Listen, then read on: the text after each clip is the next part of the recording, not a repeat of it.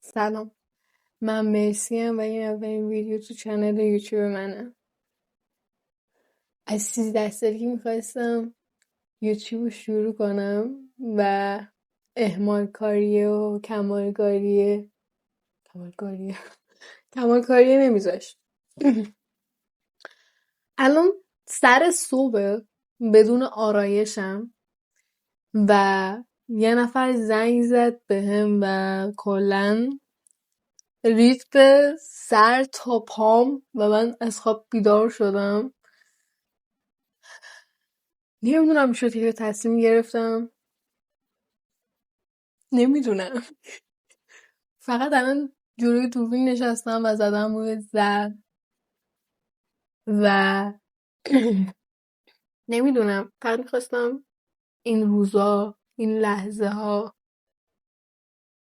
ثبت بشه که بعدن چند سال دیگه برگردم نگاه کنم بگم یادت نره چه سختیه کشیدی برای رسیدن به اون یه دونه هدف. خیلی سخته.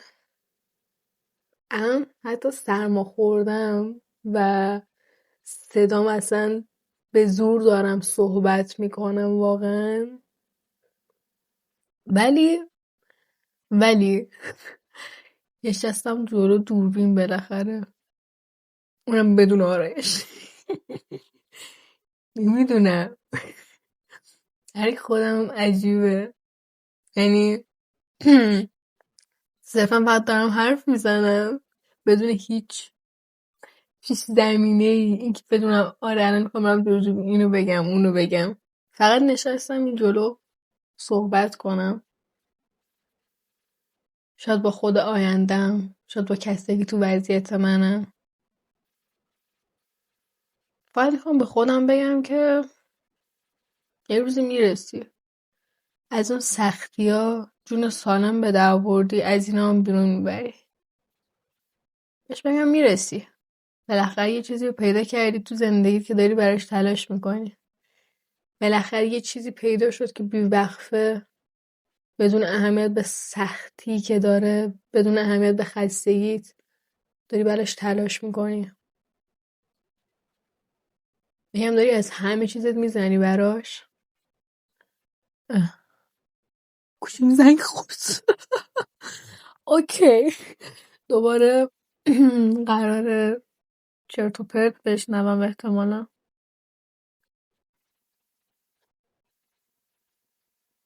نمیدونم.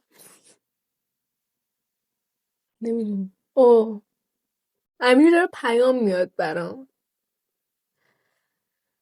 ولی من میتونم، یعنی باید بتونم، یعنی نمیتونم، راه دیگه پیش پای من نیست. دختر تو مجبوری، تو باید بتونی،